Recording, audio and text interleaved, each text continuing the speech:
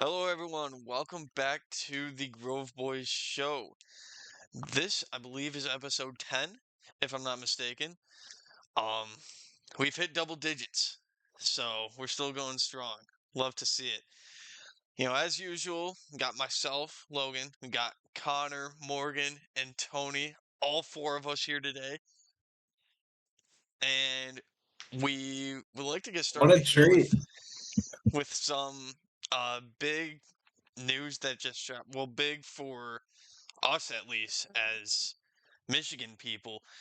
Um, Dylan Larkin of the Detroit Red Wings has requested a trade. And I've been seeing some possible teams already that he might end up with if he does get traded. I want to know your guys' general thoughts on just the idea that he wants to be traded and the likelihood that he will be.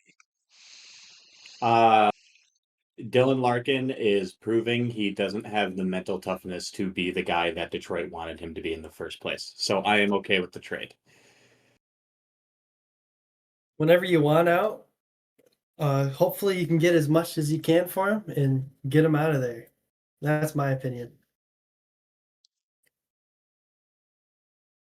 It's not very good in Detroit these days. To be honest. Whenever a captain wants out of a team, it's kind of like there's more going on than, like it's the captain quitting on his ship. And it's like if the team is truly right there and needs like one or two players to get over the hump, like why would the captain just be quitting on the team? You know what I mean? It's just kind of sad.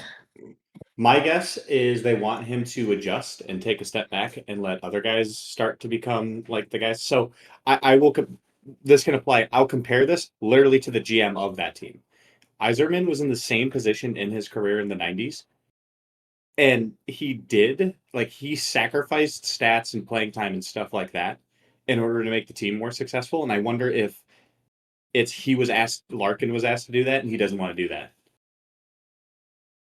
That would be my guess, which proves that you're not worthy of the captain's,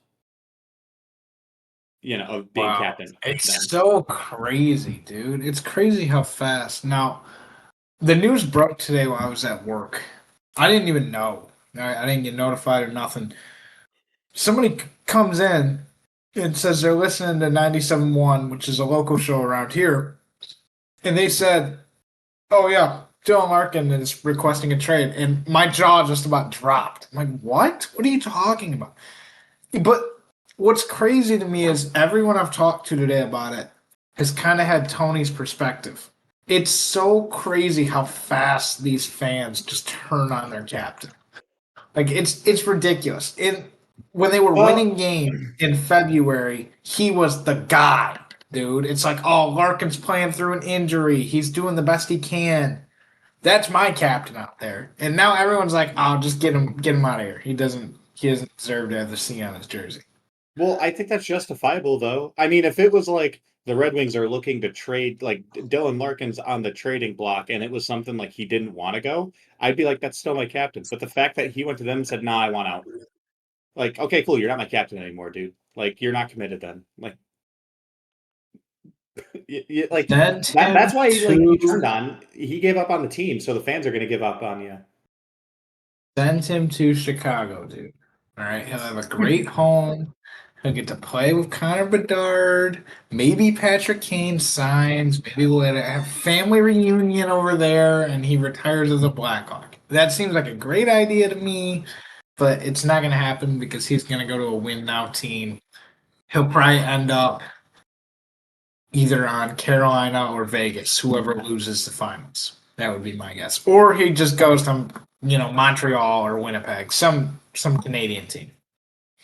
Now, here's the crazy thing.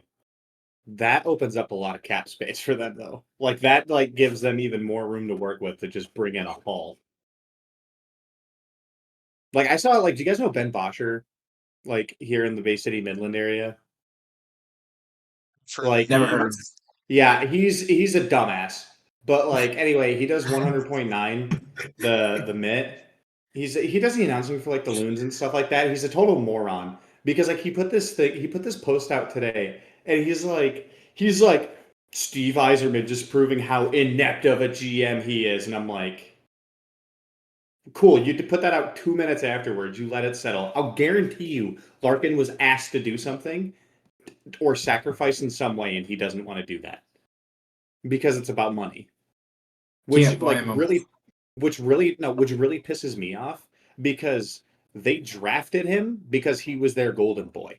He grew up in Waterford. He went to U of M. He was a Red Wings fan his whole life. They drafted him and gave him the keys to the kingdom, and he hasn't done what he needs to do. Nope. Huh? Nope. The city failed him, dude.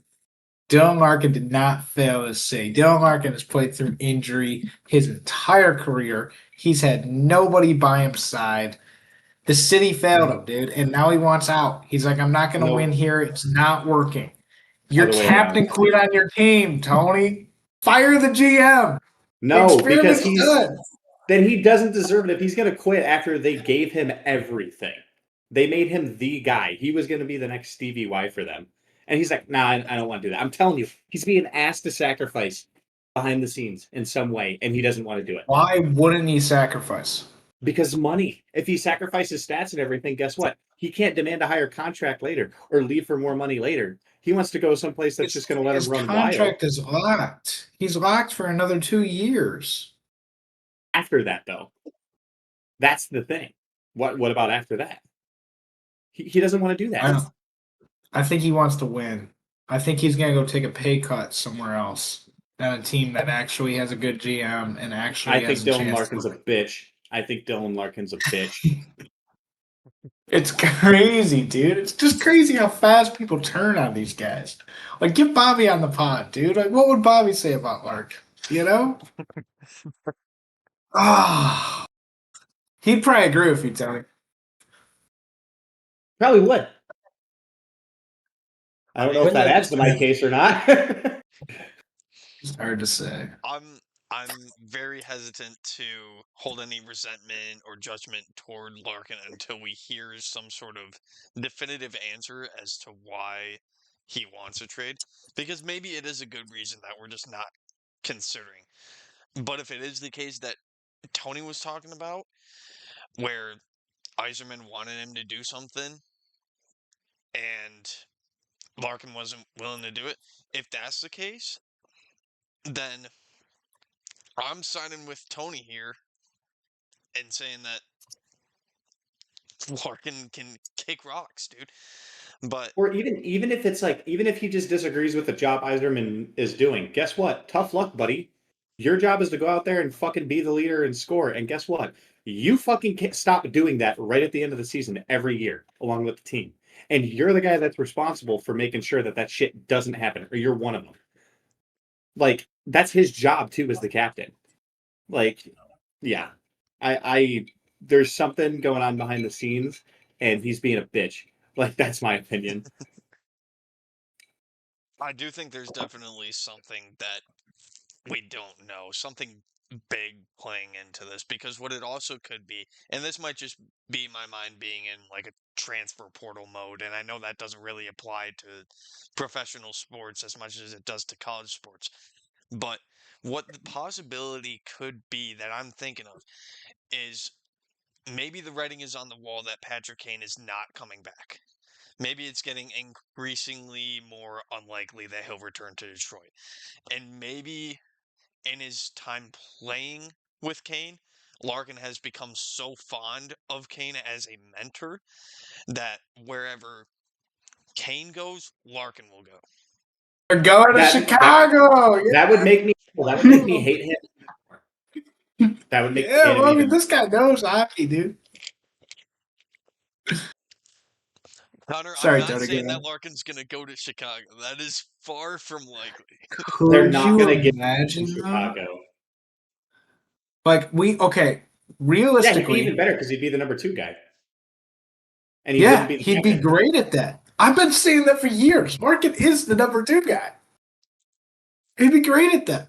And then guess what? We just slowly pick away, push. Would we win a Stanley Cup? No. Would we make the playoffs? No. Probably not. But we'd have to be better than last. Like, we've been in last place as long as I can remember. Like, Well, I give wonder, me do you think something.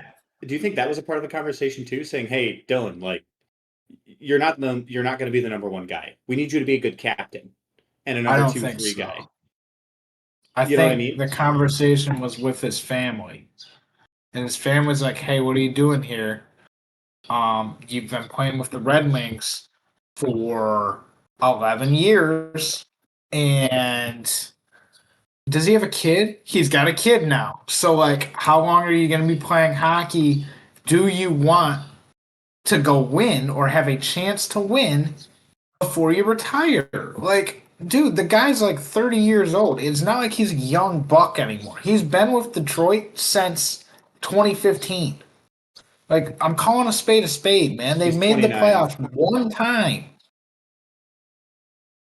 Like, I don't know. He's how old? 29. He's a year older than I am. 29. Yeah, he's 30 years old, man. Like, like you've had a good career, you're making good money. Maybe you sign one more big contract for 7 years with a team that has a really good chance to win, aka Chicago. But anyways, I digress. He's not going to Chicago. Maybe in a But couple decades, Connor. yeah, he'll have his casket out there, first line. But I mean, maybe you guys are right. Truthfully, I really like Dylan Larkin. You ever watch his press conferences or anything like that? He's always been a Detroit guy. He's always defended the city. He's always defended the team. He's always went up there and been like, "Hey, we got to be better, and that starts with me." He's always tried to be the captain. It's just hasn't worked out in Detroit. And Dylan Larkin's requesting a trade. That just blow the whole thing up, dude. Like Steve Eiserman, the experiment's over. If Kane and Larkin leave, your number one forward is Alex DeBrincat. You got DeBrincat, you got Raymond, and you got Finney. That's your first line. Like that's. Oh man, you guys might be worse than the Hawks next year if Let's this see. thing goes through. Good Let's see. lord. But you got Costa and prospects. What about all the prospects? I do want to bring up some of the teams because I saw a Bleacher Report article that was talking about Larkin requesting a trade. There were 5 teams that were mentioned in that article who might show strong interest in trading for Larkin. And I kind of want to go through the possibility of all of them. So, and I wrote these down in order of cap space available. So the first one I have is the Flyers, which I'm gonna be honest, for as much cap space as they have, which is quite a bit, it's almost as much as the Red Wings have. I don't really like it because they already have Trevor Zegras over there. I don't think they're gonna want to let Zegras go. Zegras is a restricted free agent this offseason. Larkin. He is. Yeah. They'd probably need to sign both of them to get the deal done. And I mean, maybe they do, but most You know likely who else they is don't. a restricted free agent this offseason? Connor McDavid. Connor Bedard. No, he's actually in talks. You shut your mouth. He's in talks with Chicago every single day about getting a long-term deal. The rumor with Bedard is Chicago wants him long-term, but Bedard wants a short-term deal so he doesn't get fucked if they're not competitive. So he doesn't get screwed. That is just not even true.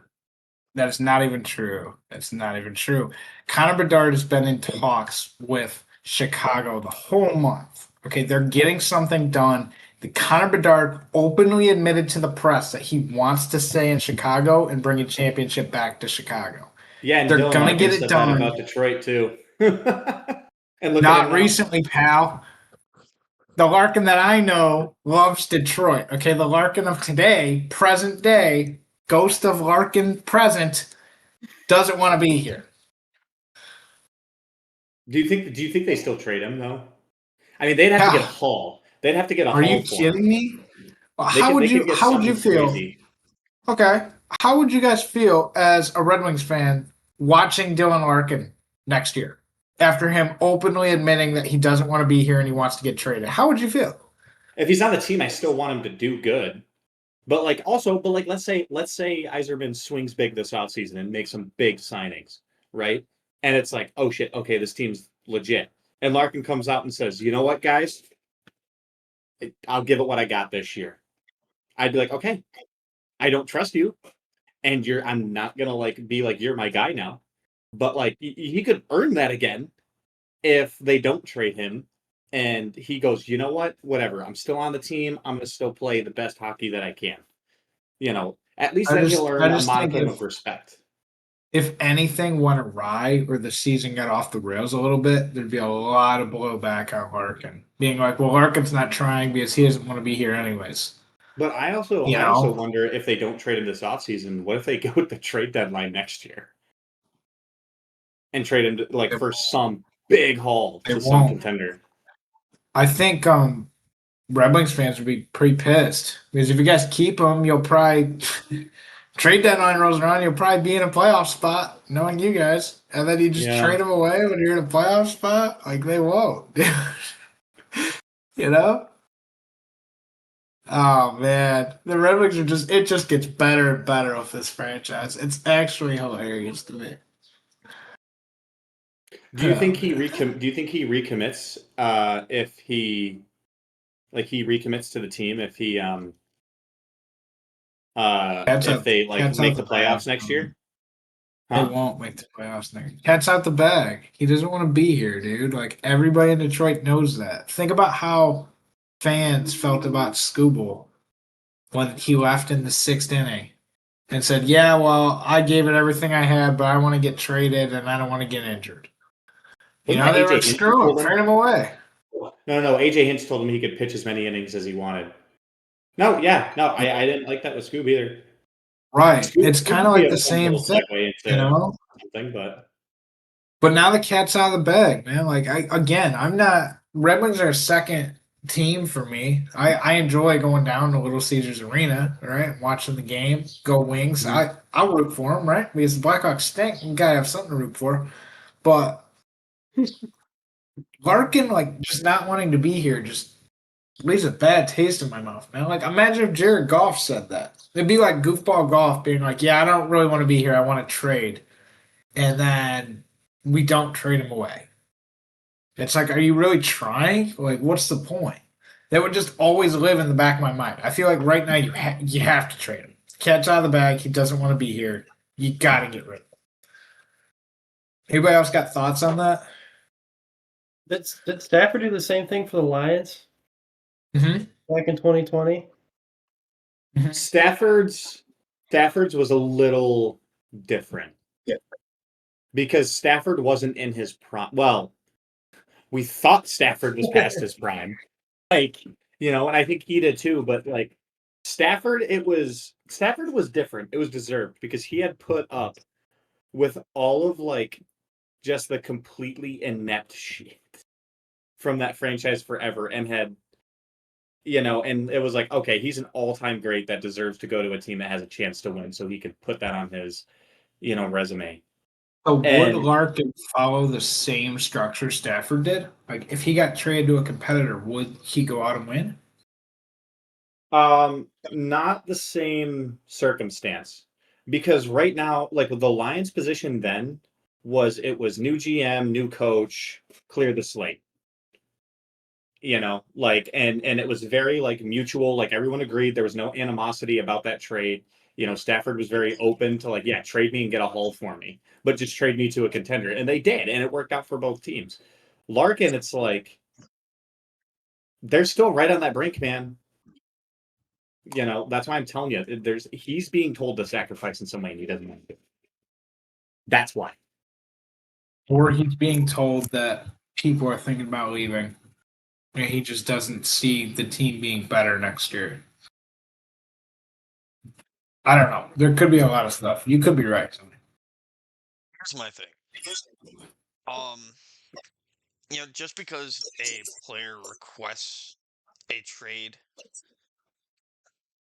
doesn't necessarily mean that they will be traded. And I know that's a bit like obvious to state, but like that also doesn't mean that fans should hold resentment toward a player who requests a trade and then ends up coming back to the team.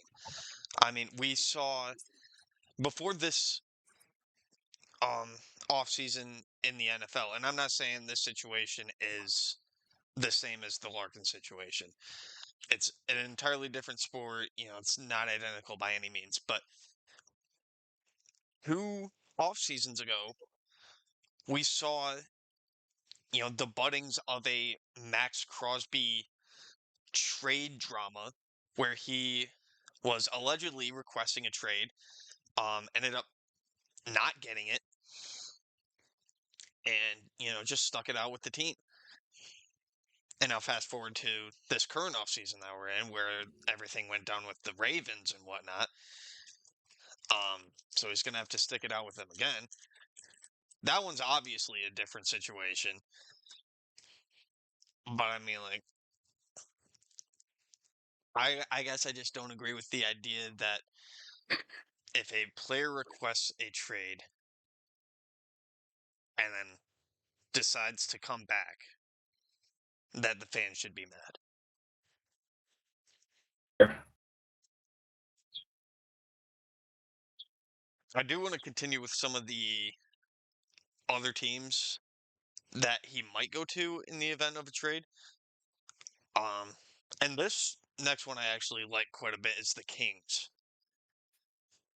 Now, I remember, I can't even remember how long ago it was now, but there was the whole Rangers situation a while back with Artemi Panarin and him wanting to go elsewhere or just the team wanting him to go elsewhere. I'm not entirely sure what the entire situation was with that, but I remember seeing that and thinking to myself, man, Panarin would be the perfect addition to the Red Wings right now. And that just didn't happen. And a part of that was that I really wanted to see how he and Larkin would connect with each other. So now that Panarin is on the Kings, and the Kings are a realistic Stanley Cup contender next season. They almost beat the Avs. Yeah. Not really. They were in every game. Yeah. Like, I could definitely see Larkin not only going there, but that also being the perfect situation for Larkin because Larkin's not going to be the star guy that we were expecting him to be in Detroit. That's still going to rest on Panarin's shoulders. But it's going to take a lot of the pressure off of Larkin, I think. And that's ultimately what he needs most, I believe. Now, the next team I also kind of like, not as much. It's the Bruins. And I would hate to see him go to the Bruins because I hate the Bruins. Me too. But just talking in terms of, how well the situation would work for everyone involved, I could see it being a good move just because the Bruins, and this was brought up in the article that I saw earlier as well, but the Bruins have not truly been able to fill the void left behind by Bergeron. And I think Larkin would definitely contribute to that. Maybe not entirely, because it's hard to fill that sort of void, especially with a guy like Larkin, but I could see him making some big strides there. This one's my second favorite option is the Wild. Is because the Wild have great players in pretty much every position except center. Because you got You I got would like the Kaprizov. Wild just because I want to see that team win. I just want to see that team win. I love the Wild. I love the Wild, dude. But yeah, you got Kaprizov, you got Quinn What was that Hughes, look, Connor? Matt Boldy, Brock Faber, Matt Zuccarello. Their goalie, I honestly can't remember his name, but he was looking pretty solid during the season. So it's like you throw Larkin in that mix, it's like the puzzle's complete there. And the last one, the one that makes the least amount of sense to me, would be the Montreal Canadiens. Because you got Nick Suzuki over there, which if Dylan Larkin were to go over to the Canadiens, let's be completely honest with ourselves, he would be playing second fiddle to Suzuki. Suzuki is being paid a lower salary by, I want to say, about $1 million compared to Larkin. It would make absolutely zero sense. Larkin would contribute almost nothing to their title chances. I'm going to challenge you on that. I think it makes a lot of sense. My initial reaction for where Larkin was going to go was Montreal or Toronto, or even the Jets. One of these Canadian teams. I think Montreal makes a lot of sense. The only reason I say that is because Larkin's a skill position guy. Okay, so what the Red Wings lacked for the past 8, 9, 10, 11 years, however many years you want to say, is physicality. Okay, Larkin can shoot the puck, right? He scored multiple times in the Olympics when there was around people that were better than him, quite frankly. He's a guy that doesn't hit people, okay? That's what Detroit wanted. Detroit is not a very physical hockey team outside of Mo Seider. Mo Seider's very physical. That guy's a dog. Nobody else hits on the team. Montreal, they're kind of a bunch of goons, dude. They don't really play hockey well, but they get a bunch of garbage goals in front of the net. Okay, they don't have that skilled player besides Suzuki that can just absolutely rip one from anywhere, and you got to worry about it because it's going in. But they got Cole Caulfield coming 100 miles an hour off the bench to just hammer you into the wall. Like, that's how they play the game. And Bro, it sounds like the Saginaw Valley men's club team. Pretty much. And Larkin wins. I think he had the highest face-off percentage last year. He wins like 90% of his draws. It's nuts. So any team he goes to, he'd be some kind of addition where it's the first, second, or third line.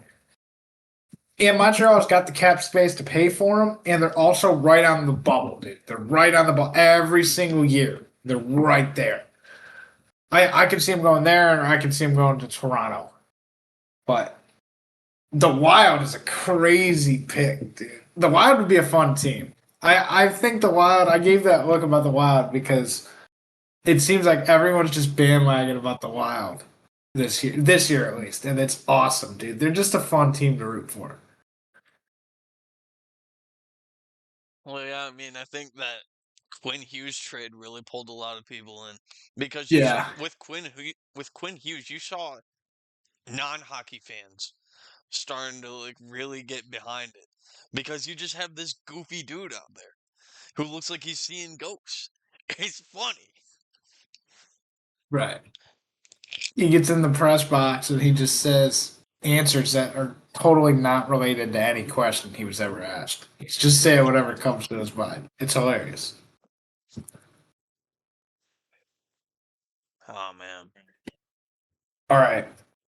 We've spent the first half hour, 40 minutes talking about hockey. I'm gonna transition. No. We spent have... the first half hour, 40 minutes talking about Dylan Larkin. Yeah. Does anybody have anything happening right now? Holy smokes! Why is my screen so freaking bright? You got the sun behind you? Because you're a little way up in sunshine, this is the only light. Holy smokes! Dude, no, it's not. Dude, are you there we go. I was gonna say, is God outside or something? Like, holy hell. I hope not. Start saying Lord's Prayer. Okay, so let's bring up another Detroit athlete that's like the talk of his sport today. Tarik Skubal. You guys heard about him today? Oh, There's something today came out. Yeah. Uh-oh. Basically, so from what it looks like, there's a bunch of National League teams interested in Tarik Skubal. The Braves, the Brewers, and the Cubs, primarily. From what I understand, the Dodgers will sell the farm to stop those teams from getting Skubal. Meaning they will clear their prospect pool and throw in a current player and cash in order to stop him from going to the other teams. Because the last thing they need is a team with Chris Sale and Tarik Skubal on it, or Zach Jacob Wheeler and Tarik Mizorowski Skubal, and Tarik Mizorowski and Skubal. Tarik Skubal. oh No. no! We're gonna have teams that compete. Oh, Not the Dodgers. The we the can't have issue that. the Still issue up with is the checkbook. the issue is for other teams. The Dodgers are actually kind of the best trade partner for the Tigers anyway. Because what do the Tigers want? Particularly, they want some outfield prospects or some utility prospects, with some bats and speed. And that is what the Dodgers farm system is full of right now. And there's only two guys in the Dodgers farm system that are those guys aren't getting touched unless it's something crazy, which is Zaire Hope and Josue de Paula. So the thing that came out today was the possibility of Justin Robleski, who's a pretty good pitcher, and he's 25 years old for the Dodgers right now. It's just nobody knows how good he is because he pitches with Yoshinobu Yamamoto, Shohei Ohtani, Blake Snell. He's obviously going to be he's a number 1 or 2 guy on some teams. He's number 6 or 7 guy on the Dodgers because of how good their starting rotation is. So they trade him, some prospects, and cash to the Tigers, which when you think about it would kind of make sense. They have their young guys right now. They have McGonigal, Dingler, and Keith. And they have Max Clark in the system right now. If they can get Sirota and so some of these other guys, that's really good for the Dodgers because you have a young plethora of farm talent coming up that allow you to eventually you can offload Javi Baez, just buy him out of his contract and let him go. Just eat that one. Dodgers are the best trade partner. I don't know if the Tigers do it though. I think they're going to wait till the deadline because Skubal will be back by then. Verlander will be back. They'll have all their guys back, and they'll really be able to judge whether they're going to make a run or not. I think they'll wait. I really do. If they start to go on a run or they get close, my guess, they're going to keep them and go on a run. If they're around 5 or 6 games below 500 at that point, I think they'll keep them. Just because if you look at the American League standings, there are 4 teams above 500. 4. So 6 make the playoffs. God, that's terrible. They're not out of the woods yet, even though they won 4 games in May. Yeah, I think they're going to turn it around here. I really don't even think they'll trade them at the end of the year either. And they just swept Tampa without those guys. Who's one of the Yeah, hottest they teams? just lost to the White Sox. Let's not get too crazy happy. White Sox are a good American League team. Remember earlier when I said I had my World Series predictor with teams that are projected to hit all the statistical requirements to win the World Series? Believe it or not, Chicago, the White Sox, is one of them. Yep. Do not sleep on the White Sox. They had a terrible season last year. This year's looking leaps and bounds better. So when you look at it, the Tigers aren't out of it because so I built this predictor and it's based off the minimums that you've had to have in order to win the World Series. And I took run diff, win percent, ERA, OPS, and wins above replacement, which are probably the major statistics you'd want, right? So the thresholds you need to meet in order to win the world, be considered a contender for the World Series come playoff time, is a plus 19 run differential, which was from the 06 Cardinals, beat the Tigers that year. A 51.6 win percent, a 4.76 team ERA, a 699 OPS, and a 35.1 WAR. The Tigers right now are projected to negative 64 run differential. Now, if their bats keep going the way they're going, they can flip that. They can flip that really fast. They can flip that stupid fast. They're projected to have a 40% win rate, but if they keep hitting the way they are, that's going to flip quick too. 25 runs in 3 games against Tampa Bay is wild. Here's the thing. They have a 4.02 team ERA. They meet the statistical requirement for ERA, and that's with a garbage bullpen. Yeah. They are at a 698 OPS, which is, it's basically there. The number is 699. They're right there on OPS, and they're just shy of the WAR requirement. Like, they're actually, like, statistically not that far off. With 2.6, so like if you take their current games, multiply that by 2.6, that's their full season now. Because what I put in the predictor is I multiplied their totals right now by how much of the season is left. Which is why they have like a negative 64 run differential, is because like right now they're in the negatives. So, but like they're not that far off. And Tampa Bay is crazy because they have a 61 win percent, but like they're not meeting the requirements. Right now the teams that are meeting your requirements though are of course the Dodgers. The Brewers, the Braves, the Yankees, the Mariners, the Pirates, the Cubs, and the White Sox. Those are your teams that are actually meeting the minimums to like make it to the World Series and win.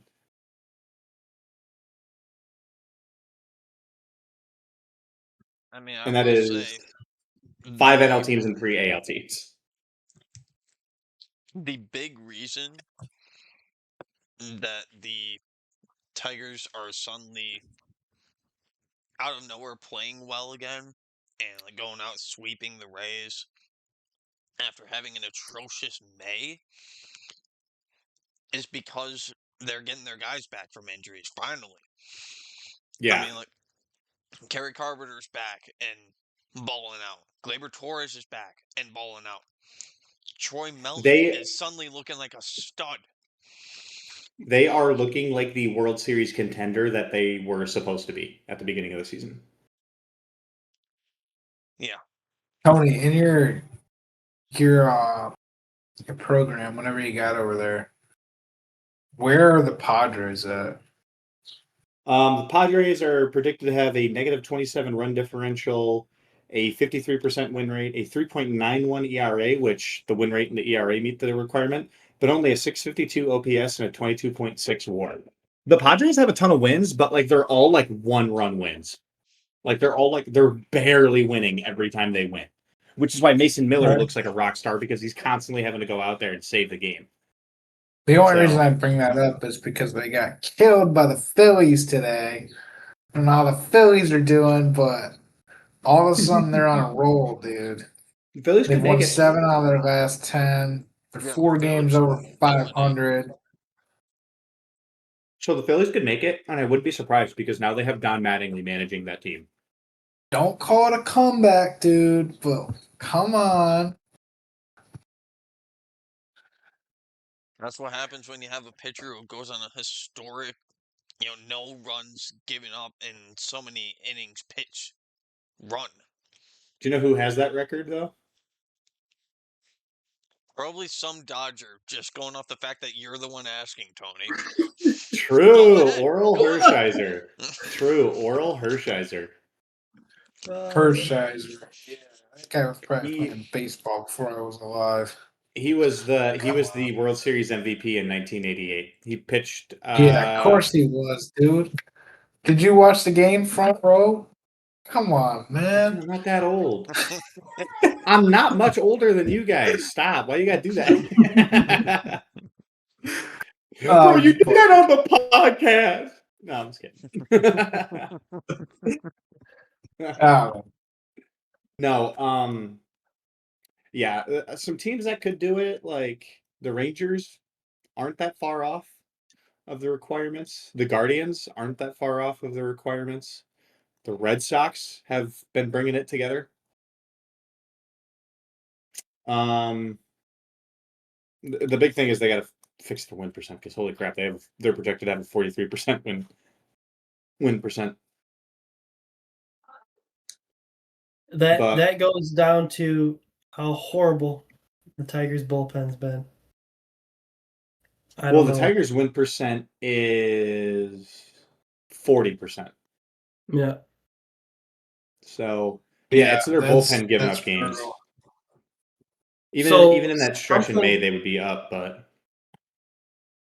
did you watch their the second game they played in the series against the Rays? Yeah, when they were up like by a ton of runs and they almost blew it. No, that was the first one. Oh, okay.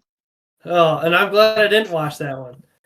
But the first I was at Jake's watching that one on Monday. I think Logan came in and I'm like, dude, you missed a barn burner at the end of the game. Oh. Well, yeah, they scored 10 runs. They're up by quite a bit, and then I'm just like, oh, here we go. They're going to find a way to lose after scoring 10 runs. That'd be classic Tigers. But the next game, the Tigers, I thought for sure they would lose because I had Flaherty on the mound. All right. That's our guy right there. 5 innings pitched. 6 strikeouts, no earned runs. All right. Pretty solid for him. We only had one other pitcher the rest of the day.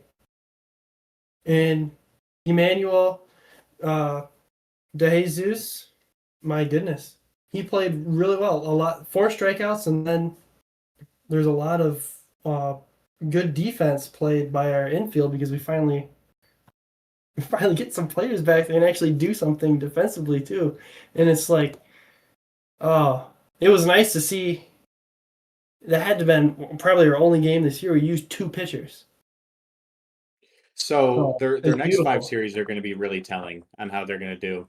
Because they have the Mariners starting tomorrow for 3 games. Then they have the Twins. Then they have the Guardians, the Astros, and then the White Sox. So they're going to lose all of those series. They're not going to win a single one of those. What are we here talking about? Well, they might. No, they're going to lose. They can beat the Twins. They can. They have the series that are going to be really important out of that stretch are going to be the Twin series, the Guardian series, and then the White Sox series. Like those are the huge ones because those are your divisional opponents, and they can make a ton of ground up in those series. So, or they can double down and fall further behind. Because then they play the Yankees after that, and they're not going to beat the Yankees. So, man, I'm getting excited again. Finally, people are. I know it's just one sweep, but oh my gosh!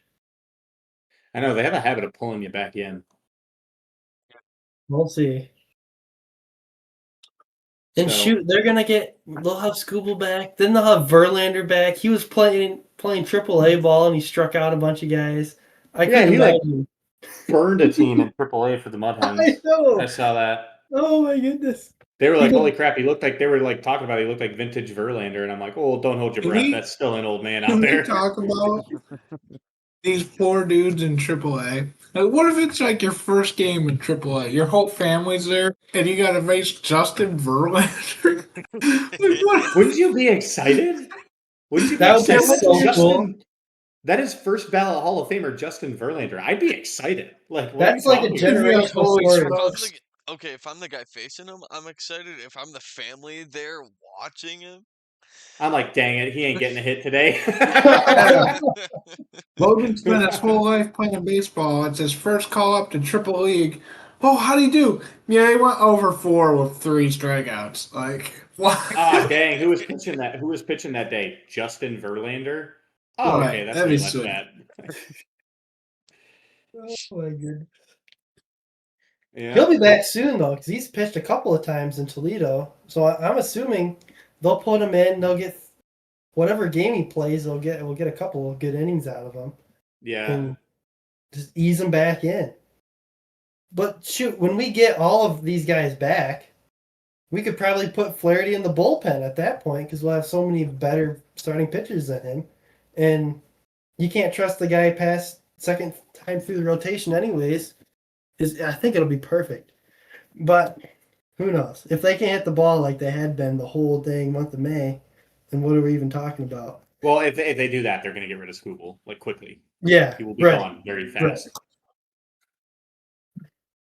Yeah. We'll see.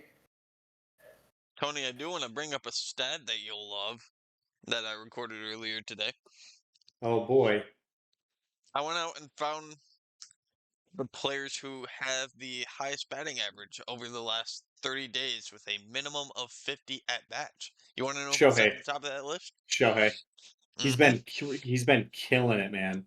Dude, I'm telling you. I mean, he is running away with the MVP talk. I mean, he is already like going to win the MVP. Like, it's turning into a foregone conclusion because of how he's played so far this year. He would have to really bomb the rest of the season. The big thing is can he win that Cy Young that he wants to win? I don't know. I I'm think he curious. What do you? can because he's still, whenever he goes out and pitches, he still does really well.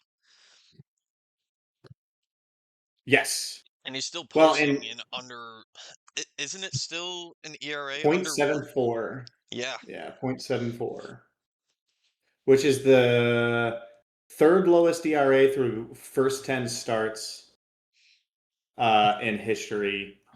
And I think Jacob deGrom did it a couple of years ago. Had the lowest, and then Don Drysdale, I think, is the other one. Or no, as good Ponder as he Shaw. is at pitching, I think I can go out there and get a hit. You put Here me we out go. there. No, no, dude. I'd give you 100 at bats. You wouldn't get a single hit. 100 You at bats, couldn't you even wouldn't see get a the single I hit. ball in wouldn't 100 need. at bats, dude. What are you I talking wouldn't need about? 100 at bats. I'd only need one. Do you realize that I that can ball go up looks there and like hit an the ball, dude. aspirin? It looks like an aspirin coming down the You wouldn't coming be into able the to glove. see it. Yeah, that's like, you guys No, know that's Biggie Bailey. nonsense, dude. You guys just haven't seen me play Oh, baseball. Like, come on. actually, speaking of baseball, did you guys hear about the because this is going to be an ongoing conversation for the rest of the year. Did you see the MLB proposed salary cap? Yeah. Thank God. It's about time. No, they Good won't get Lord. one. They'll never have a salary cap. The players They union will never refused. allow it. The players union, yeah. The players union. So they proposed a cap Really? at 245.3 million. And then a mandatory floor of 171 million. Yep.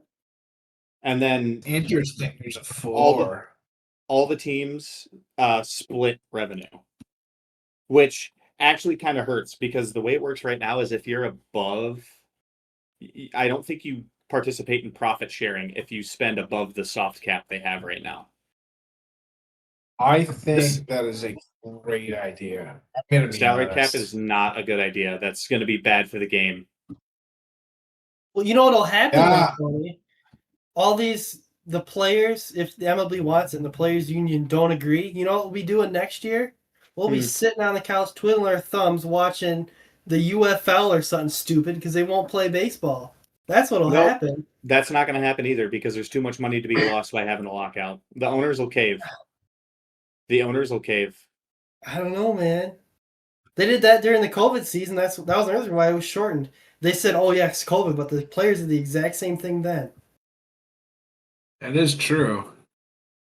No, there's not going to be a We got salary 60 cap. games of baseball then in a sport that it's not even close to whatever have spread COVID. So you could have played baseball and it never was a problem. But no, I think it'll So here's happen my again. no. So here's my thing.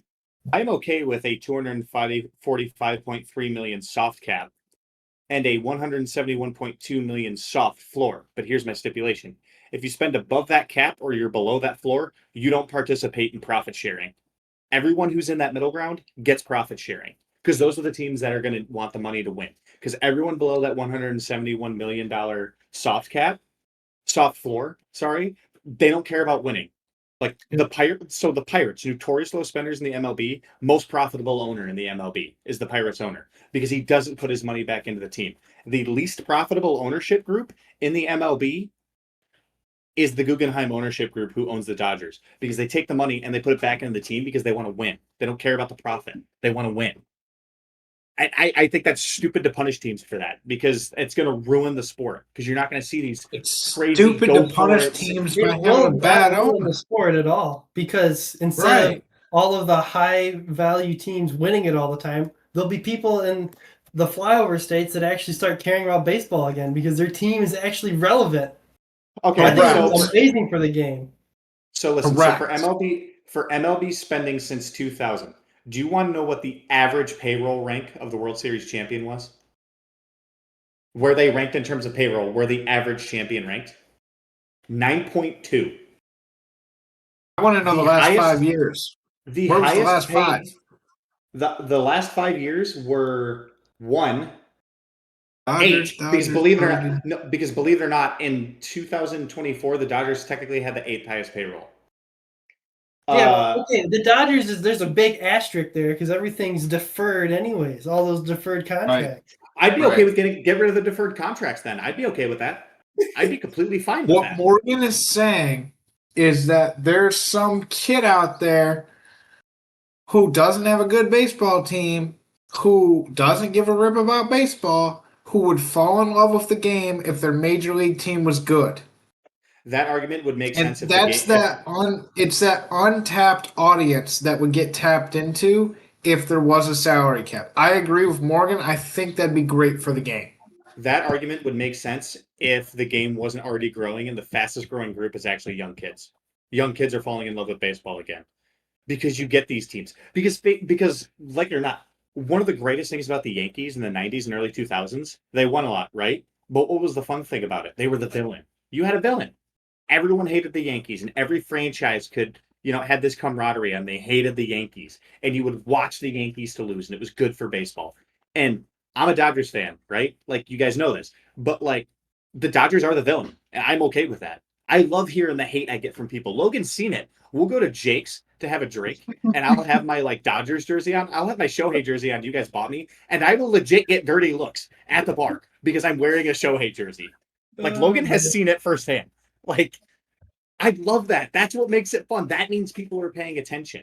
Yeah. But That's anyway, true. so I would get dirty looks at the bar for wearing a Chicago jersey. We suck ass. Like, what are you talking about? So since 2021, you had the Braves, who were the 14th highest spending team that year. The Astros, who were the 10th highest spending team that year. The Rangers, which were the 9th highest spending team that year, the Dodgers, who were 8, and then the Dodgers, who were 1. So it's not trending in the right direction, is what I'm saying. And I only see it getting worse. No, this will happen because, like, look at 2001 to 2005, right?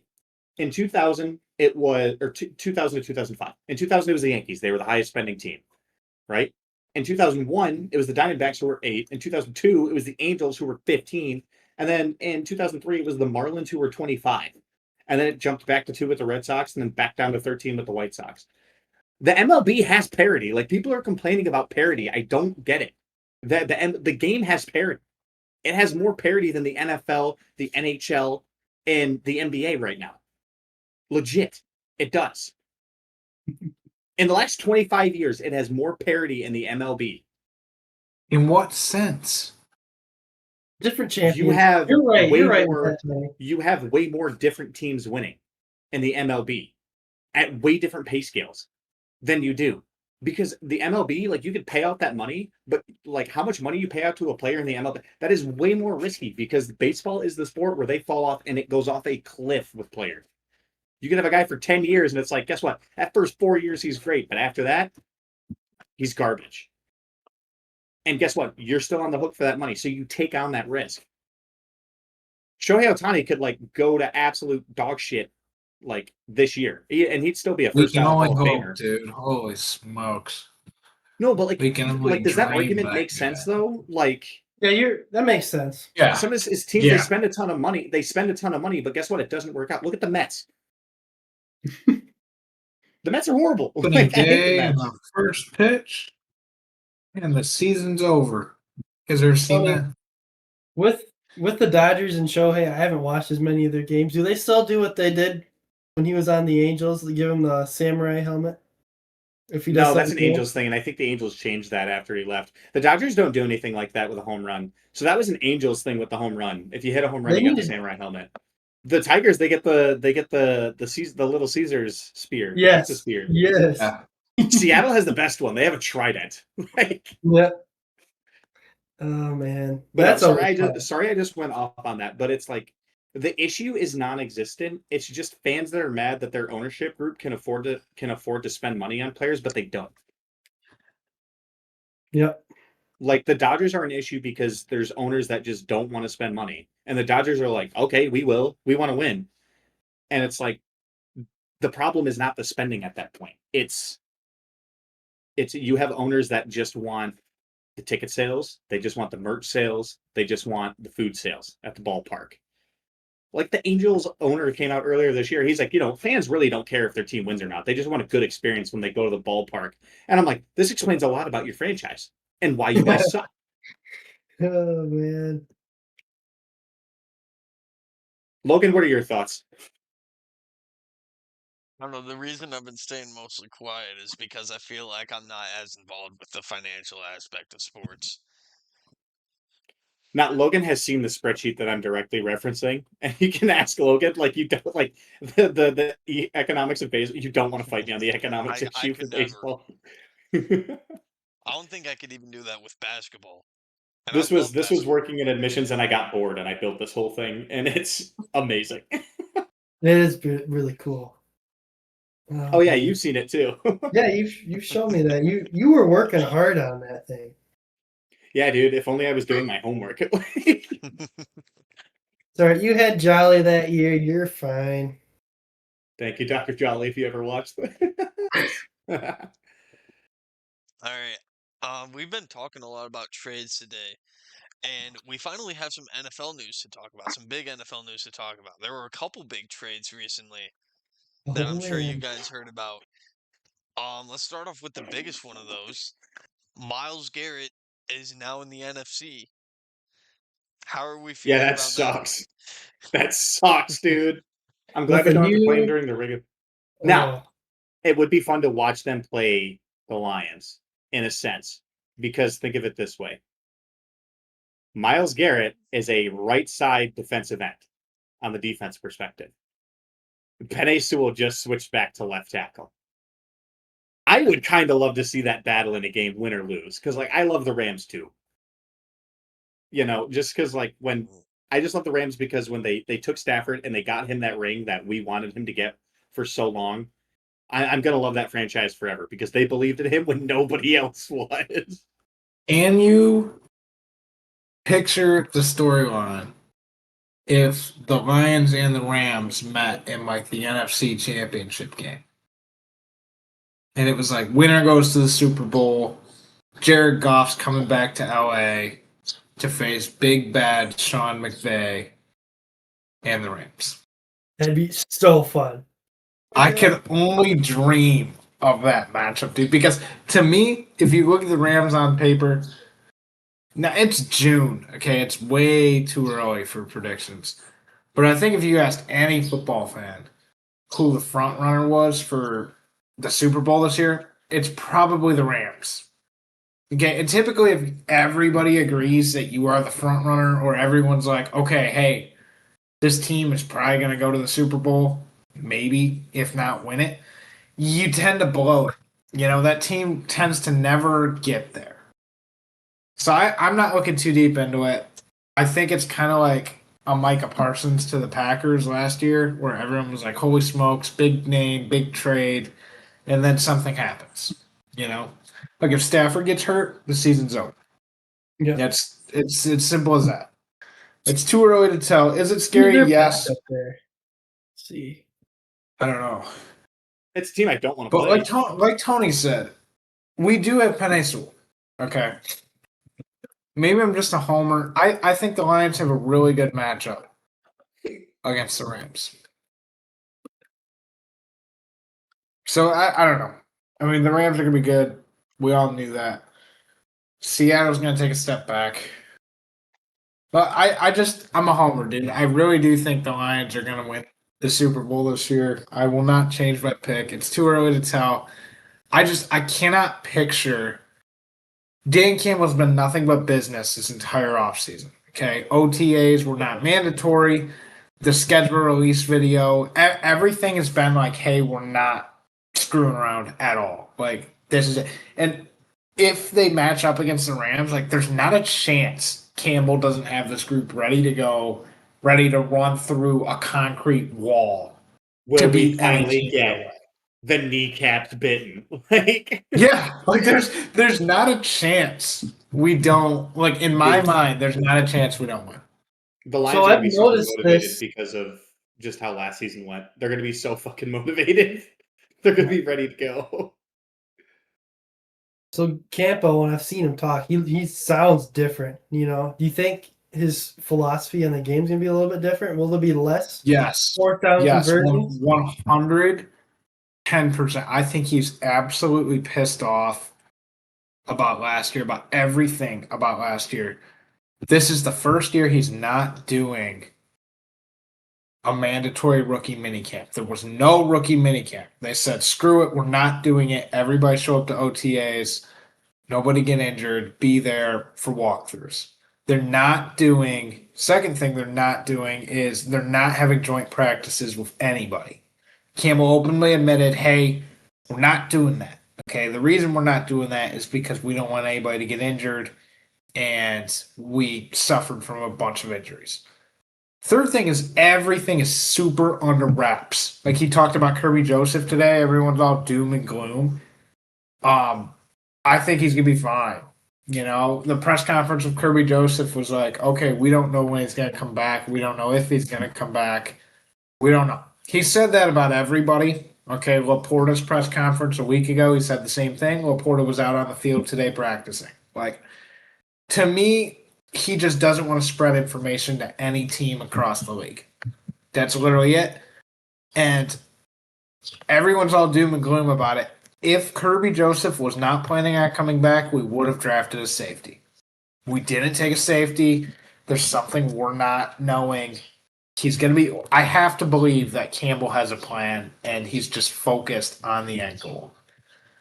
Because, like, this is it, dude. Like, if we don't win this year, like, you're going to have to start letting people go, and it's not good. This is the last year where we have the full core, in my opinion, at least.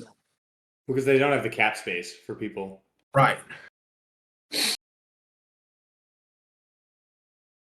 And everyone, I was in a debate with people at work today about it, and everyone's like, "Oh, we're not going to make it. We can't make it because we can't get over the hump, and we're not good enough." And it's like, were we good enough the year we went to the NFC Championship game? We had nobody on defense. Aaron Glenn was playing with third strings. You know, Kendall Vildor was out there. For God's sake, what are we talking about? We weren't even supposed to be in the game.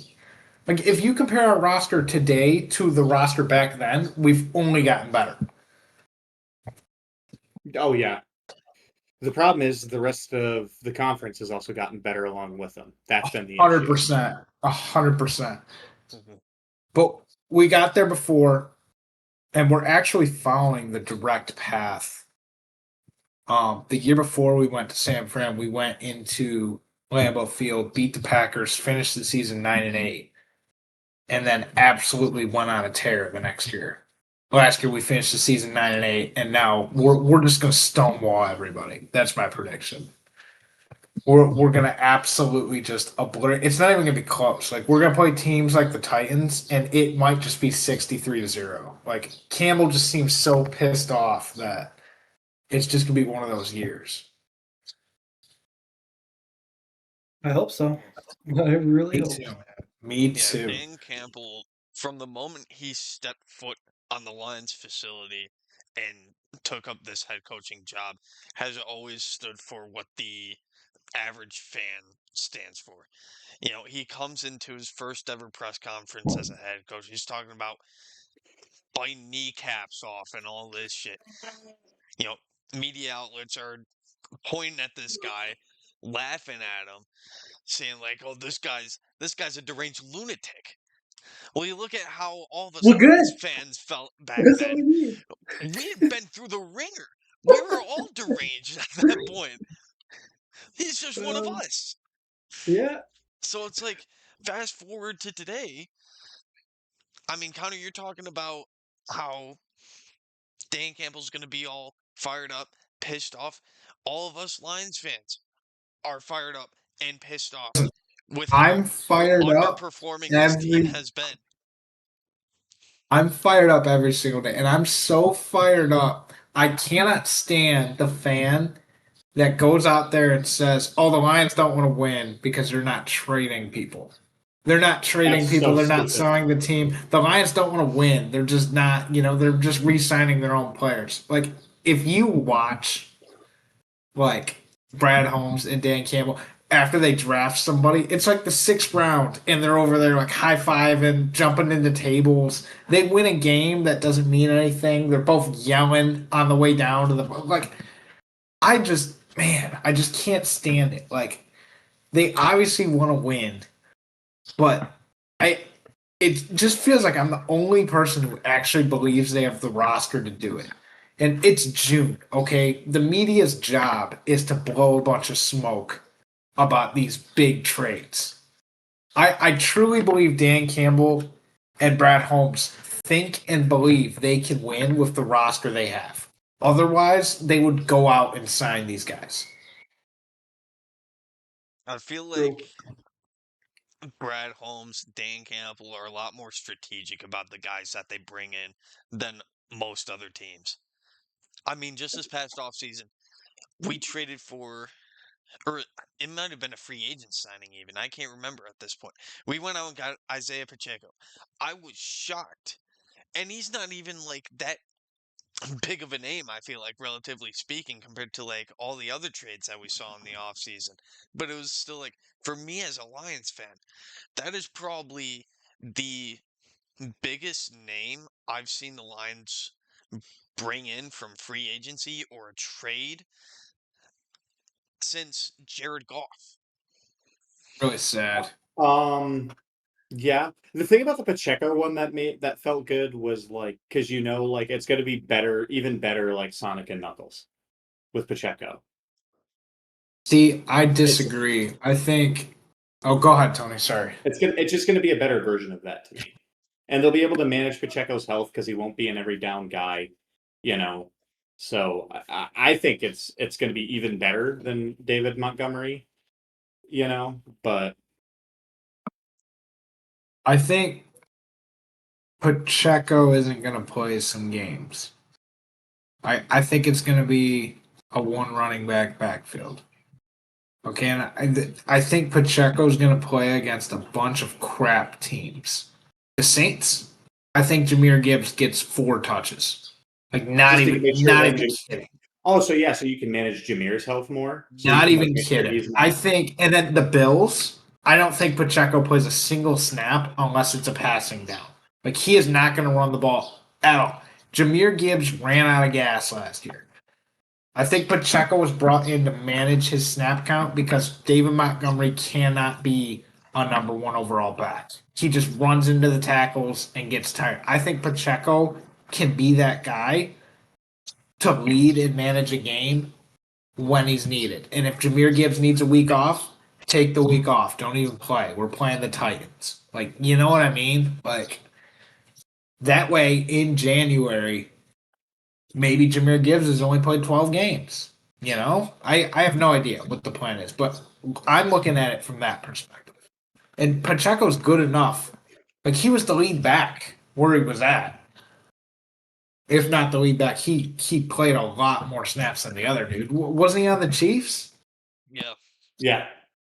Yeah, like I'm just looking at it like that. And if Jameer Gibbs gets hurt or needs a week off, give him the week off. Like, running backs aren't made of steel. You run them to the ground and then they're gone. Unless your name's Marshawn Lynch, then you just eat a package of Skittles and you're right back in the game. But I mean, there was another big trade that happened in the NFL, not as big as the Myles Garrett one, I will say. but still noteworthy for sure. AJ Brown going back to a Mike Vrabel coached team over in New England. He's now paired up with Drake May.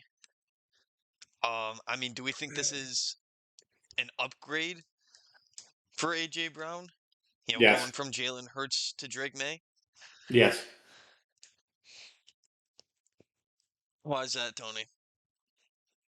I just think it's a better situation. It's just a better environment for AJ Brown. And he's the number one. He's going to be the clear number one guy. He's going to be the first guy he wants to, pass to. And that's like Drake May can run, but that's not like his default option. Like Jalen Hurts is kind of selfish because he, would be like, oh, I can run. And then he'd just run. He'd be like, ooh, I could run for 20 instead of passing it for 40. And it'll be better for AJ because he has a better actual passing quarterback. Because then finally, when AJ Brown would get the ball thrown to him, it would be like overthrown or underthrown, or I think it's going to be a better situation for him. And I think Mike Vrabel's going to be that's a good coach to have for a guy like AJ Brown because he's going to motivate him. He's going to challenge him, in a positive way, not scream and yell at him like what was happening with the Eagles. So I think it's better for him. Yeah. Plus, I mean, AJ Brown has worked with Mike Vrabel before back in his Tennessee Titans days. Yeah. So that'll be helpful for sure, just that familiarity. Forgot about that. Mm-hmm. I think you guys have kind of convinced me. I was going to disagree and say it's a downgrade. I think Drake May is not a much worse quarterback than Jalen Hurts, but I think very highly of Jalen Hurts. I think he's a better quarterback than Drake May for sure. Statistic-wise, Drake May had a terrible playoff run. And they made it, right? But his stat line in the playoffs was awful. But you guys kind of convinced me that it kind of worked out for both parties. The Eagles got a good return on it, too. Yeah. They got the cap space they needed. I don't think the Patriots will be good at all next year. They're going to be good still. I don't think so. Well, who'd they play? They had the fourth place schedule for their division. I don't think they're going to be. If they'll be lucky to win 9 games. They ain't going to beat the Lions in Germany. The Lions have 3 games in 11 days. You guys believe one that? One of them's an overseas game, isn't it? Yeah, that's actually kind of sickening if you think about it. Like, that's really bad. But I mean, we have an easy enough schedule. True. We'll be fine. Hopefully. Last thing you want to do is go play over some throwaway game in Europe. Have 2 players hurt because they're playing on a soccer field. And then for what? Like, that frustrates me. They go overseas to play football, and those countries don't even care about football. I think it came out. No, those countries are starting to care about football. Especially, here's the thing, because Amon-Ra St. Brown is so proud of his German heritage. Like, the Lions are like the most popular team in Germany. I don't want to play in Germany. So it's going to be like Germany versus the U.S. in football. It's going to be hilarious. Dude, I want to play at Ford Field, all right? And it takes away from one of our home games. We're going to get injured. The people probably don't want us there anyways. They don't know what the hell is going on. And I got to wake up at 9 to watch the Lions play? Like, come on, man. What am I supposed to do? Drink a Michelob Ultra at 9 in the morning? What are we doing? I mean, homecoming, we were dropping shower beers at 8 a.m. on homecoming. That's different. It's different. It's different. I'm a grown adult now, okay? All right. I'm never going to be grown up. Me being an F1 fan over in the U.S., I'm used to waking up at like 9 a.m. just to watch races. Now, granted, I can't do that this year. I thought you were about to say I'm used to waking up at 9 and drinking. Yeah, man, I be hitting the shower beers every morning. Crazy, crazy work. Oh yeah, Monaco is this Sunday, isn't it? Yeah. Yeah, Yeah. that'll be fun. hmm Oh man. That'd be a really stupid question. Does Team Penske have a car in F1? Or is that just like NASCAR? They do I not. don't know. They do not. That's just NASCAR. That's just NASCAR. The teams in F1 are Mercedes, Red Bull, Ferrari, Racing Bulls, which is like Red Bull's B team. Racing Aston Martin. Bulls? Yeah, Aston Martin, McLaren. How many is that? Is that 6? Haas. We're at 6 right now. Keep going, Tony. Okay, Haas is 7. Us. Okay. Yep. Alpine. Cadillac's the new one this year. Yeah. Hold on, let me think. Oh my gosh. Let me think. Williams. Who's number 11? Who's the 11th team? Give me a driver. Oh, gosh, is it like Kick Bortolino. Sauber, whatever it is? Kick Sauber, whatever it is? Yeah. But Yeah. not Kick Sauber anymore. It's Audi. Oh, it's Audi. Okay. Yeah. I can't believe Kick sponsored an F1 team. That was crazy. The streaming service, and it was awful. They were an Yeah. awful They team. sponsored an F1 team? Yes. Yeah. The team's Oh, name was so- Kick Sauber. They were awful. You know, though, I love having bad teams like that where they have occasionally a racer make the podium. Like last year with Nico Hulkenberg making, what was it, P3? Yeah, he had his That first was podium electric. finally. Hulkenberg. Or like the teams that have that one guy that like, oh, you're like, oh, I can't wait till this guy gets off this team, like Haas with Oliver Behrman. Like, I Yeah. can't wait till that guy gets off that team. Oh man. You know, in our baseball conversation, we didn't do power rankings. Oh, we didn't. We didn't. Let's go back to it. Run it back. Yeah. Let's go for Okay. it. What do you Did you guys guys got? have yours ready? Yeah. No. All right. Give me last. Okay. I'll start it off. So, honorable mentions: Nationals, Mets, Cardinals, and probably a very controversial one. I have the Yankees, just missing out on top 10. Yeah, who the hell you got in your top 10 if you don't have the Yankees there? Okay, in my defense, the Yankees did not have a great May. And they didn't even really, I felt like they didn't even really have that tough of a schedule, if I'm being honest. But number 10, I have the Diamondbacks. Number Okay. 9, I have the Pirates, who over May, and I think this most recent series, the first series of June, they had 2 sweeps. One against the Reds, one against the Twins. And I get that neither one of those teams are particularly great, but still, 2 sweeps over this last span of like 35 days. Number 8, I have the Rays. Still one of the better teams in the AL, but hit a very rough patch recently. I think they've only won 2 of their last 10, and that includes being swept by the Tigers. Now I get that the Tigers, as we were talking about earlier, are a lot better now that they have some of their guys back as opposed to the entire month of May, pretty much. But still, it's not a good look, especially when the Rays are playing at home. Number 7, I have the White Sox.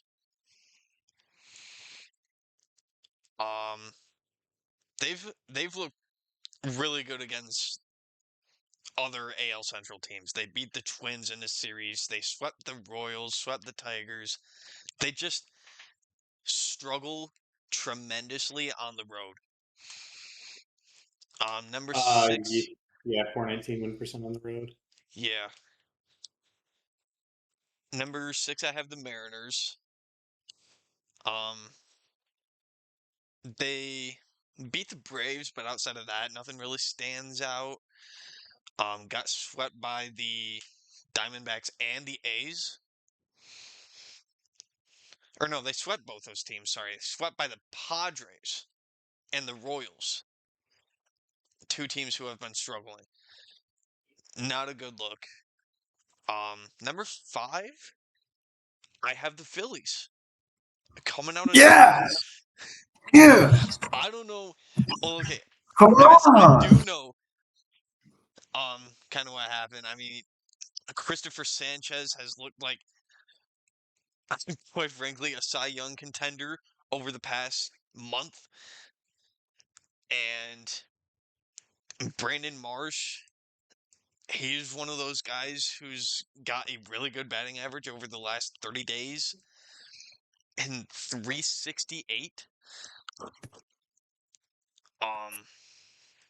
Yeah, they've been going out, beating good teams. They swept the Pirates, swept the Padres, and they've only really been losing to teams who they should be losing to, like the Dodgers and the Guardians. And speaking of that, I have the Guardians at number 4. Like I said, they swept the Phillies. Or no, didn't sweep the Phillies, beat the Phillies and the Yankees. Swept the Angels and Tigers, but lost to the Rays. Number 3, I have the Brewers. Jacob Mizrowski has looked like he's just looked phenomenal. He has looked like a better NL pitcher than Shohei has, and that is saying something. Are you talking? I was waiting for I that. had to get that in there. Oh, boy. You're forgetting that I could hit Shohei's ball. Yeah, I think he can only throw one pitch and I hit. So you're forgetting. You would have absolutely zero chance. 0 is crazy, dude. Zero I'd chance. say like all right. Let's not go off on I this tangent again. I live and die to rage bait Tony about stuff. It's hilarious. Just like Barry Bonds being the best MLB player of all time, right? Okay. That's it. All right, I'm right. done. I'm That's done. it. I'm done. That's it. All right. This guy gets it. And I mean, the Brewers' batting has also been really good.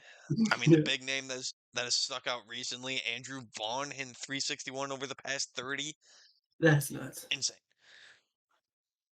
And I mean, they're beating some pretty good teams pretty bad. Swept the Yankees, swept the Cubs, swept the Cardinals. All of which are great teams this season.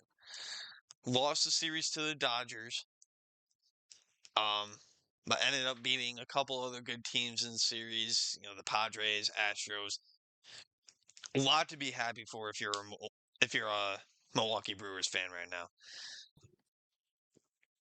Number 2, I have the Dodgers. They have completed some sweeps, though none all that remarkable in my opinion. I mean, the Angels and Rockies are among that list. They did lose series against the Braves and Cardinals. But they did, like I said, beat the Brewers in a series, as well as the Phillies, who, as I stated, I wholeheartedly believe are a top 5 team right now, and the Astros. And number 1 is the Braves. They have lost against middling teams, the Nationals and Mariners being among those. But they beat the Dodgers in a series. They beat the Cubs in a series. And they beat the Red Sox twice in both the series that they played against them. And they swept the Rockies for whatever that's worth. But yeah, that is my top 10. Nice. Very Who do good. you got, Morgan?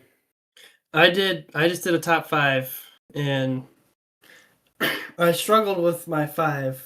I was trying to make it so that the American League had some representation. But my number 5 is the Guardians. I think they keep finding ways to win. They don't lose series very often. They'll probably win the AL Central for whatever that's worth. It was for my 5 spot. It was either them or the White Sox. My 4 is completely way different than yours here, Logan. I have the Yankees. I think they're a heck of a lot better than the Rays. The Rays in the last 10, they're 2-8. So I think they're gonna start dropping. The Yankees they'll take right back over that division, the AL East. They should win, and they probably will. My 3 is the Brewers, 7-10 or 7-3 of their last 10. They've been playing great. My second's the Braves. They're also 7-3 the last 10. And number 1 is the Dodgers. They've won. They're 8-2 in their last 10. They've just been playing great baseball, and they, of course, for who they have, they should be number 1. And the farthest I've ever had them down is number 2 for all these rankings that I've ever done with them, and they're right back on top. Even though I know the Braves have a better record, the Dodgers, yeah, they're inevitable. Like it's like Thanos. The big bad's coming. Here we are. Right, Connor, you got yours together? Yep. Number 5, I got Cleveland. Yep. I'm pretty positive that Cleveland's won each of their last 3 series at least 2 out of 3 games, which is ridiculous. Number 4, I got the Yankees. Can I ask, Logan, why they're outside of your top 10? They had a rough May, technically. Right? Yeah, so I mean, really how I narrowed this down is I went and looked at each team's record over the past 30 days. See. And Okay. only took the teams that were 500 or above from that, and then compared that to the overall standings. Looked at teams there who were at least 500 or over, and just see which teams were parallel in there. And the That makes Yankees, sense.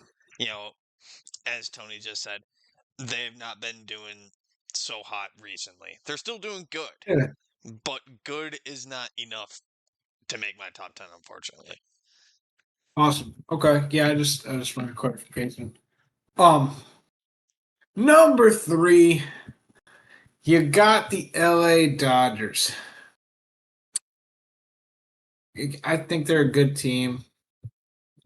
3 is where I have them. I think right now there's 2 teams that are better than them, quite frankly. One of those teams sitting at my number 2 spot, you got the Milwaukee Brewers.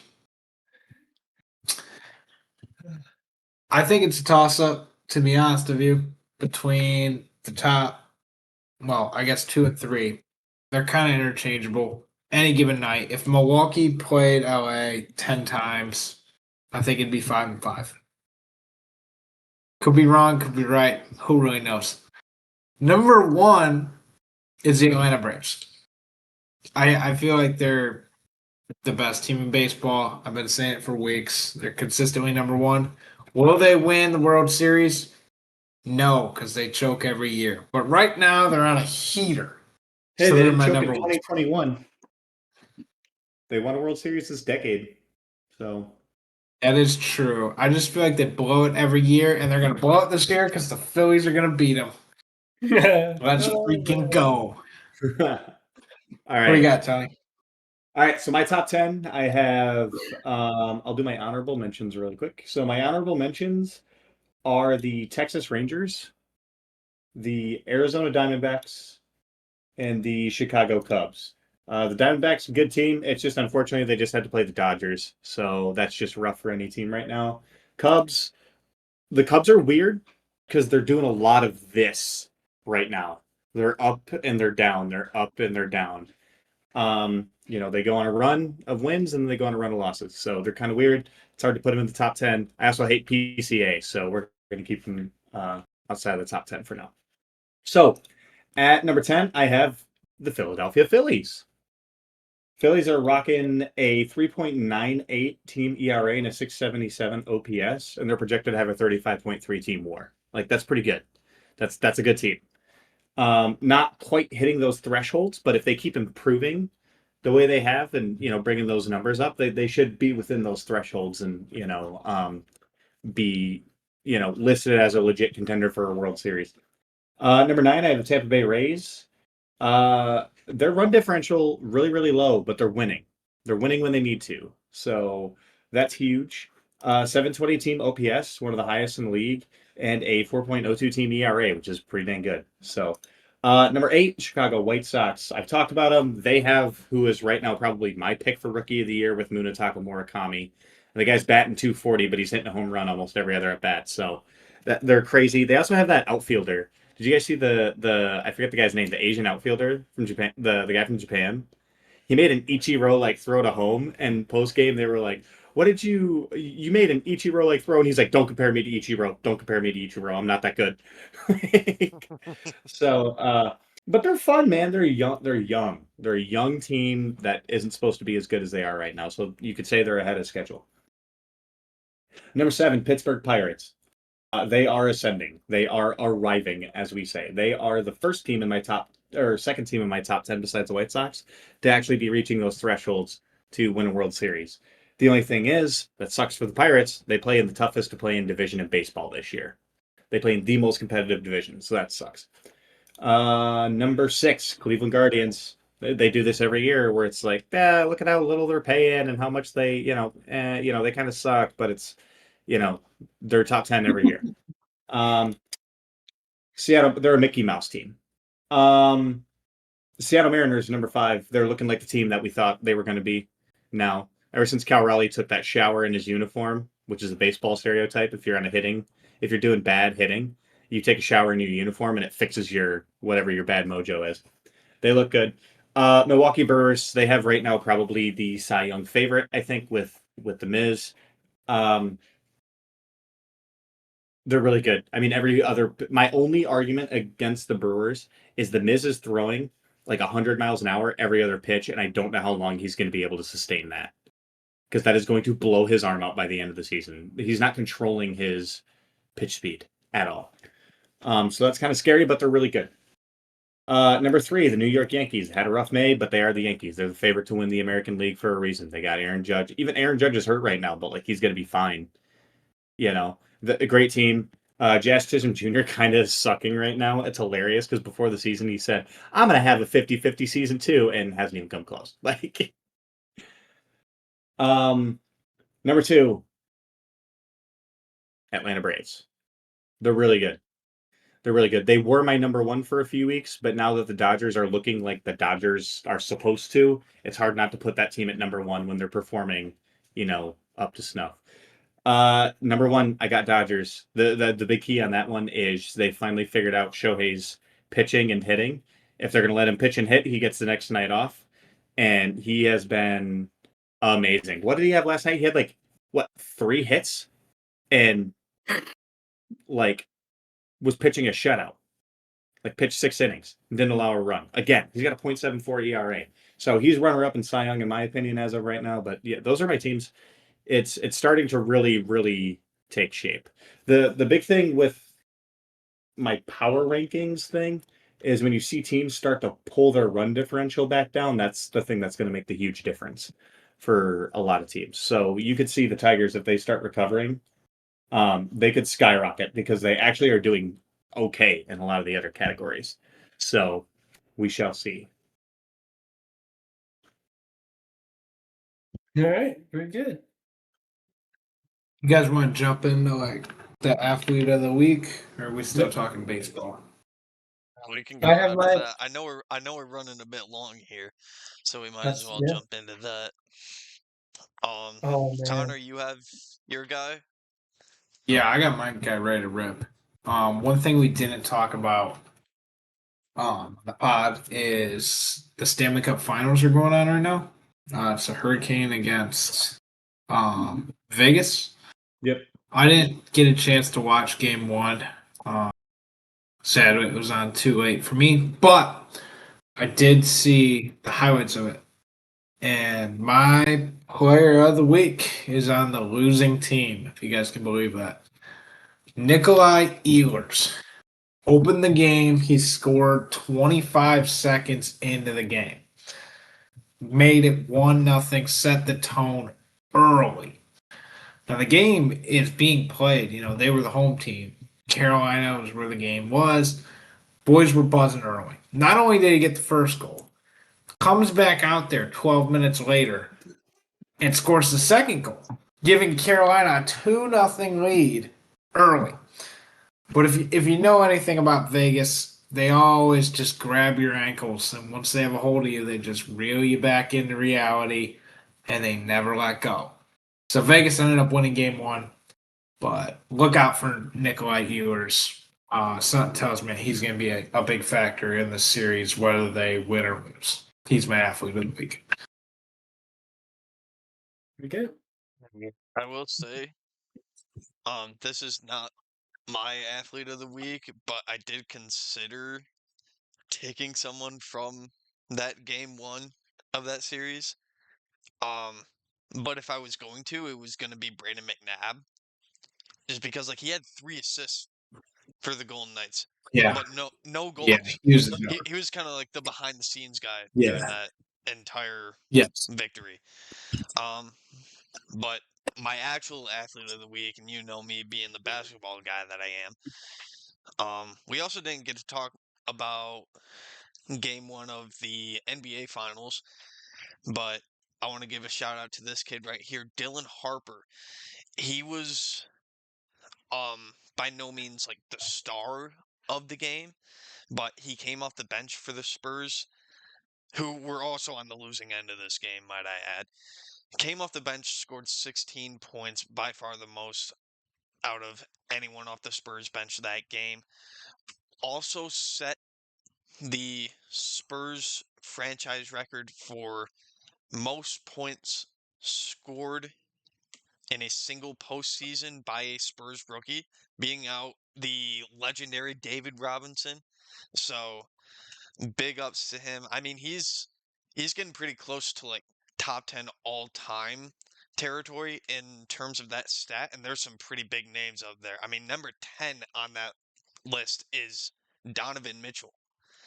So if you're getting up there with that sort of company, you're looking pretty good. So I think Dylan Harper has a very bright future. Nice. By you, Morgan? Well, my athlete of the week, pitcher. He has a 174 ERA on the season. Only able to play 3 games because of injury. It's Troy Melton for the Tigers. He came in and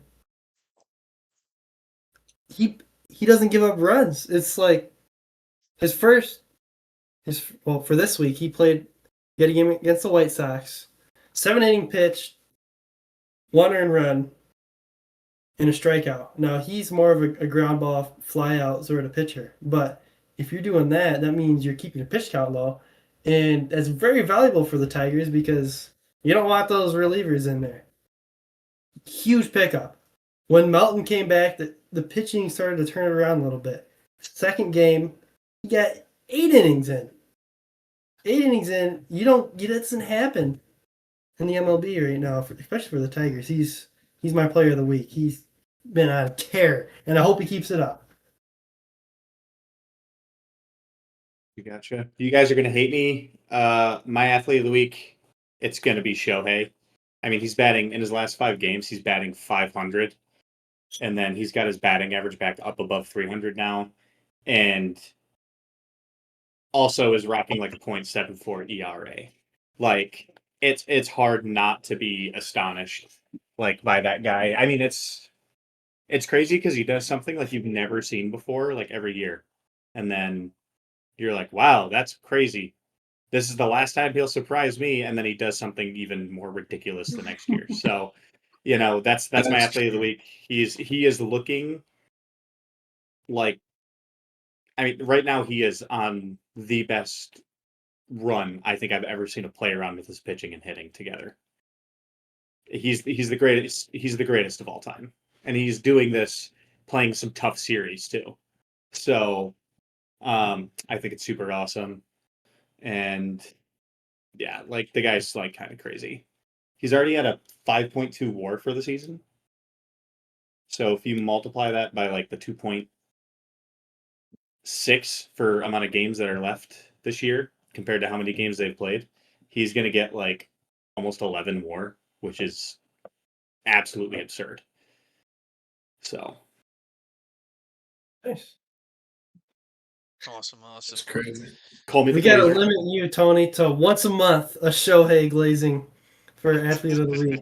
You ain't gonna limit me on the Shohei glazing, dude. You're not gonna do it because I don't care. I don't care how much you glaze that guy. It's still not enough.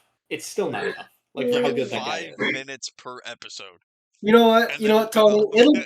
we're It'll be January and it hasn't been baseball season, and he'll like make a tweet or something, and you'll be like, "All right, he's the athlete of the week." Didn't even touch me. I wouldn't do that. I wouldn't do that. He's active on X. By the way, remember this guy from baseball season? Oh gosh, That'd be hilarious, though. That'd be wouldn't- hilarious. I wouldn't doubt it. Oh man. Wait so up, wait funny. the football season. Every single week, my athlete's gonna be somebody from the Lions. Every single week. Unless we lose. probably for Yeah, me I'm gonna be too. pissed. I'm not gonna lie. All right. Well, everyone, thank you for watching. As always, if you enjoyed the content, please leave a like and subscribe, and leave a comment down below if you have anything that you would like to add to anything we talked about tonight. And as always, we will see you all next time. Goodbye.